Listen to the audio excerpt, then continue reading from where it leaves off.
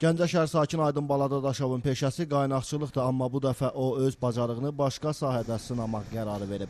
Narkotik vasitələrin alverinə girişən Baladadaşovun bu əməli ona baha başa gəlib. Həmin şəxs 5 kiloqramdan artıq marihuananı Goranboyda satmaq istəyərkən saxlanılıb. Narkotik vasitə olan qurudulmamış marihuananı Goranboy şəhərində satarkən Goranboy rayon polis şöbəsi əməkdaşlarının həyata keçirdiyi əməliyyat tədbirləri nəticəsində yaxalanmış və Goranboy rayon polis şöbəsinin istinaq bölməsinə təqdim edilmişdir.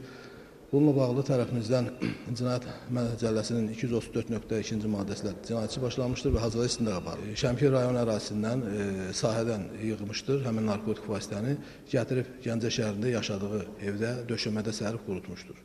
Aydın Baladadaşov deyir ki, narkotik vasitəni tanışının köməyi ilə Şəmkir rayon ərazisindən yığıb. Satmaq təklifi də məhz həmin tanışından gəlib.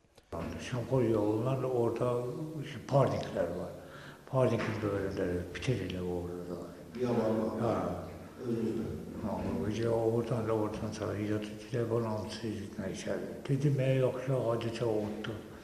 Dedi, yox sənəl, amma bir sənəldə küfadə. Dedi ki, yox, mənə deyir, adam var. 700'e verin, yarısı sənin, yarısı mənim. Gənə gedib işini görərsən. Dedim, yox, gəldik maşına, bir dənə taksi tutdu. Gəldik bura. Oturduk da, böyle yerinize böyle oturmuştuk, polise girdi içeri. Dırnaqarası biznesi baş tutmayan Gəncə sakini indi əməlindən peşmandır. Əlbəttə peşmanım, heç onlar desə də deməsə də, əlbəttə peşmanım. Ondan da ki, adam gedir, süpürgədən ötər, mən gedim, soğuk oturum, heç də. O çiğçilik olsun, neysə.